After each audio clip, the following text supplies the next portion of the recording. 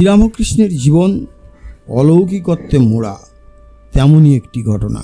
মায়ে পয়ে ঘরে বসে কথা বলছে, সেখান থেকে কত দূরে দক্ষিণেশ্বরে বসে শ্রীরামকৃষ্ণ সেই কথা শুনতে পাচ্ছেন এবং সেই অনুযায়ী কার্য করছেন, এটা ভাবা যায়? হ্যাঁ, তেমনই একটি ঘটনা ঘটেছিল। সিমলা স্ট্রিটে বসে কথা বলছেন নরেনের মা, অর্থাৎ নরেন্দ্রনাথ দত্তের মা ভুবনেশ্বরী দেবী।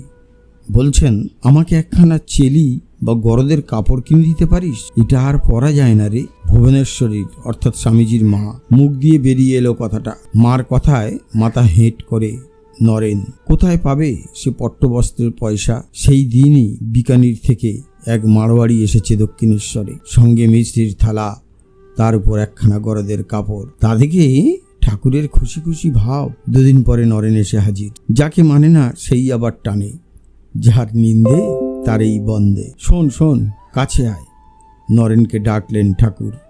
নরেন কাছে এলো, দাঁড়িয়ে রইল, কিন্তু বসল না। শ্রীরামকৃষ্ণ বলছেন, গরদখানা তোর মাকে দিয়ে দেগে। বুকের মধ্যে থক করে উঠল নরেনের। তা আপনি কি করে জানলেন? আপনাকে বললে কি? ওরে, আমি জানতে পারি।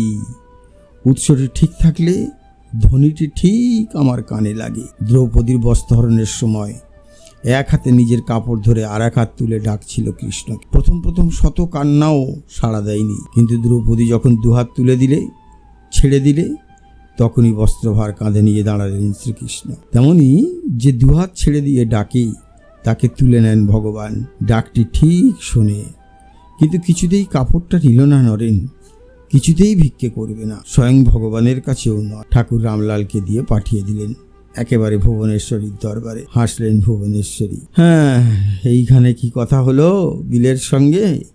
অমনি দক্ষিণেশ্বরে টেলিগ্রাম হয়ে গেল। কেন হবে না? তিনি খুব কান খড়কে সব শুনতে পান। যত ডেকেছ, তত কেঁদেছ, সব শুনেছেন। শুধু কথাটিই শোনেন না, বলতে না পারার ব্যথাটিও শোনেন। তিনি যে পিঁপড়ের পায়ের নুপুর শুনতে পান তোর অস্ফুষ্ট স্তম দীর্ঘ নিঃশ্বাস। হ্যাঁ বন্ধুরা, এমনই একটি ঘটনা ঘটেছিল। আশা করি ভিডিওটি ভালো লেগেছে। যদি ভালো লেগে থাকে তাহলে প্রতিদিনের মতো লাইক, শেয়ার, কমেন্টস করবে।